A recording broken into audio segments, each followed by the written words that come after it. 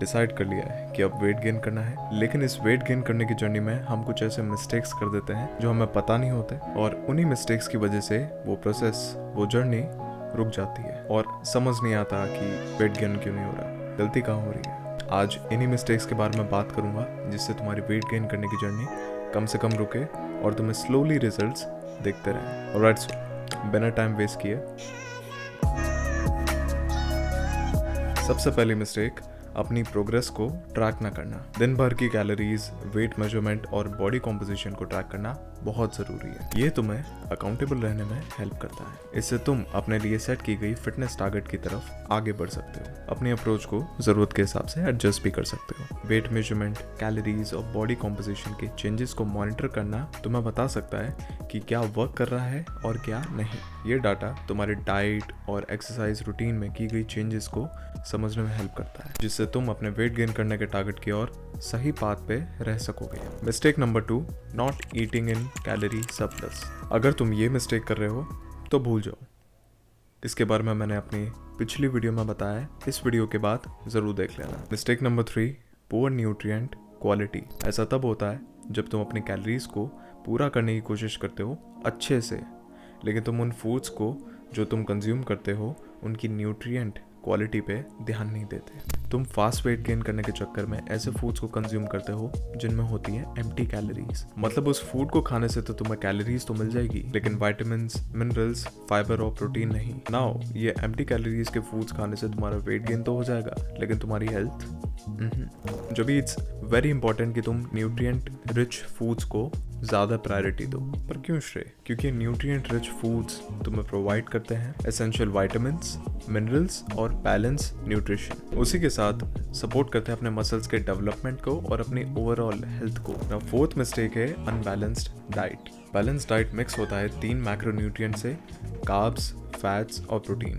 अब इस मिस्टेक में एक पर्सन, सपोज तुम, इन तीनों में से सिर्फ 1 या फिर 2 मैक्रोन्यूट्रिएंट्स पे ध्यान दोगे, तीनों पे नहीं। मीन्स तुम्हारे डाइट में 1 या 2 मैक्रोन्यूट्रिएंट टाइप के फूड्स होंगे। पहला केस कार्ब्स और प्रोटीन, फैट्स नहीं, फैट्स और प्रोटीन, कार्ब्स नहीं। और चौथे केस में सिर्फ कार्ब्स ही पेल रहे हो। प्रोटीन, फैट्स और कार्ब्स को बैलेंस करके खाना काफ़ी ज़रूरी है अपनी ओवरऑल हेल्थ के लिए और इफेक्टिवली वेट गेन करने के लिए, क्योंकि तीनों मैक्रोन्यूट्रिएंट्स के रोल अलग होते हैं। प्रोटीन अमीनो एसिड्स प्रोवाइड करता है, इसे बिल्डिंग ब्लॉक ऑफ मसल्स भी कहते हैं। ये मसल्स की ग्रोथ और रिपेयर दोनों को प्रमोट करता है। फैट्स रोल प्ले करते हैं हमारे हार्मोन प्रोडक्शन में और लॉन्ग लास्टिंग एनर्जी के सोर्स को भी प्रोवाइड करते हैं। कार्ब्स, कार्बोहाइड्रेट्स क्विक एनर्जी देते हैं, वर्कआउट परफॉर्मेंस को भी इंक्रीज करते हैं, रिकवरी भी, और इन्हीं के साथ फाइबर और न्यूट्रिएंट्स अपनी ओवरऑल हेल्थ के लिए भी प्रोवाइड करते हैं। एक बैलेंस डाइट इंश्योर करता है कि तुम्हारे पास वो न्यूट्रिएंट्स हैं जो तुम्हारी muscle growth, energy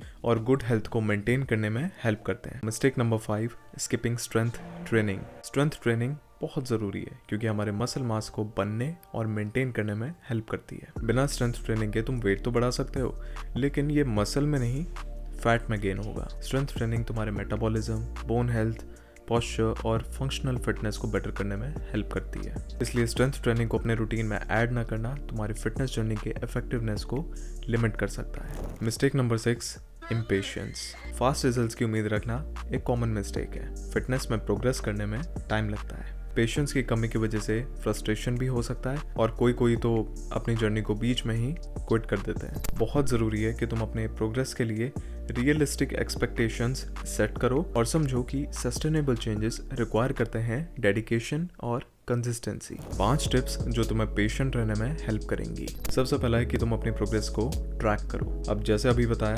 calories, weight measurement और बॉडी कॉम्पोजिशन को ट्रैक करना, उनके चेंजेस को मॉनिटर करना काफ़ी हेल्प करेगा तुम्हारी। नंबर 2 है सेलिब्रेट स्मॉल विंस। छोटे छोटे टारगेट्स रखो और जब भी तुम उन्हें कंप्लीट करो तो अपने हिसाब से खुद को शाबाशी देना, बाहर के खाने के अलावा। Number 3 is change your routine. हालांकि मैं रिकमेंड तो नहीं करूंगा कि तुम बार बार अपनी वर्कआउट स्प्लिट को चेंज करते रहो। एटलीस्ट 6 से 8 महीने तक अपनी वर्कआउट स्प्लिट को सेम रखो। पर हाँ, अगर कुछ नया ट्राई करना है तो नई एक्सरसाइज ट्राई करके देख सकते हो, नई फूड्स को ट्राई कर सकते हो और कुछ डाइट में चेंजेस करके देख सकते हो। Number 4, stay consistent. अपने वर्कआउट और न्यूट्रिशनल प्लान पे बने रहो। चैलेंजिंग डेज आएंगे, मन नहीं करेगा कभी कभी, लेकिन तुम्हें तब भी करना है। Number 5 is manage stress.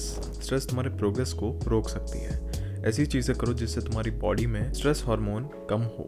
Like meditation कर सकते हो, योगा कर सकते हो, स्ट्रेचिंग कर सकते हो। स्ट्रेंथ ट्रेनिंग भी यहाँ हेल्प करती है। Number 6 is seek support. एक फिटनेस कम्युनिटी ज्वाइन कर सकते हो एंकरेजमेंट और फिटनेस एडवाइस के लिए। अगर कोई फिटनेस कम्युनिटी भी नहीं मिल रही तो तुम मेरे साथ शेयर कर सकते हो, और कोई एडवाइस भी चाहिए तो मेरी इंस्टाग्राम आईडी RXYFit पे, ठीक है। लाइक कर देना वीडियो को, शेयर कर देना अपने उस दोस्त के साथ जो अपना वेट गेन करना चाहता है। वेट गेन कैसे करना है, कैलोरीज कैसे ट्रैक करनी है, ये दोनों वीडियोस इधर हैं, जाके ज़रूर देखना। और हम नेक्स्ट वीडियो में मिलते हैं। I'm out.